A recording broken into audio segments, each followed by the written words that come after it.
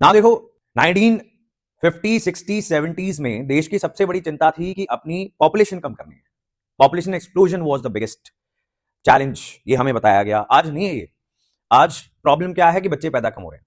लेकिन कुछ स्टेट्स ने, खासकर साउथ इंडिया में जितनी भी स्टेट्स हैं, उन्होंने अपनी पॉपुलेशन को कंट्रोल कर लिया और ये उनके लिए एक बुरी चीज हो गई। क्यों, कैसे?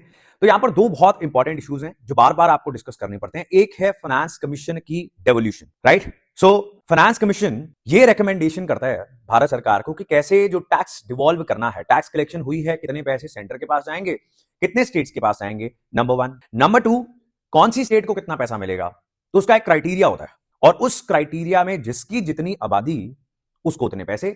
अब ये एक बड़ा क्राइटेरिया है। I mean there are different parameters और एक बड़ी जो मेट्रिक है, बड़ा जो वेट है while calculating the weighted average to decide कि किस स्टेट को कितने पैसे मिलेंगे। तो पॉपुलेशन जो है वो एक बड़ा पैरामीटर है। एंड बड़ी लॉजिकल सी बात भी है कि जिसके जहां जितने ज्यादा लोग हैं वहां पर ज्यादा पैसे चाहिए एजुकेशन के लिए, हेल्थ केयर के लिए। बड़ी लॉजिकल बात है। लेकिन साउथ इंडियन स्टेट्स कहती हैं कि ये तो हमने देश के लिए एक नेशनल चैलेंज में हमने अच्छा परफॉर्म किया, हमने अपनी पॉपुलेशन को कंट्रोल कर लिया and now that is a punishment for us कि हमें कम पैसे मिलेंगे। तो ये तो अच्छी बात नहीं है, नंबर एक।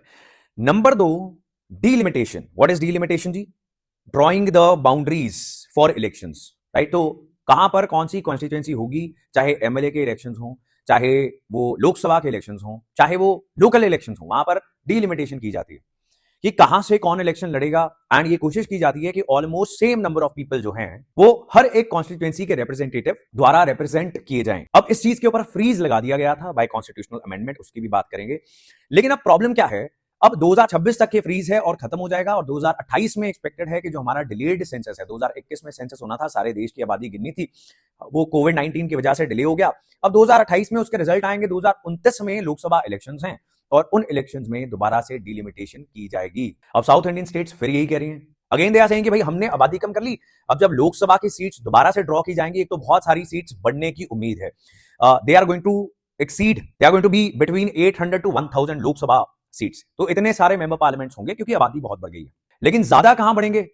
जहां पर पॉपुलेशन बढ़ी है। बिकॉज इलेक्शंस तो सिर्फ इस क्राइटेरिया के आधार पर होते हैं, कहां पर कितने लोग हैं। Equal number of people should be represented y equal number of people, right? तो एक लोकसभा एमपी जो है करीब करीब सेम अमाउंट ऑफ लोगों को रिप्रेजेंट कर रहा है, ये कोशिश की जाएगी। और इस आधार पर अगर डीलिमिटेशन होती है तो 2029 के जो लोकसभा इलेक्शंस होंगे उसमें साउथ इंडियन स्टेट्स का नुकसान होगा और जिन स्टेट्स में पॉपुलेशन इंक्रीज हुई है, आज भी हो रही है, उनका फायदा हो जाएगा। Now south Indian states are saying that this is unfair to us because हमने पॉपुलेशन अच्छी कंट्रोल की, आपने नहीं की, तो आपके फायदे होने लग गए।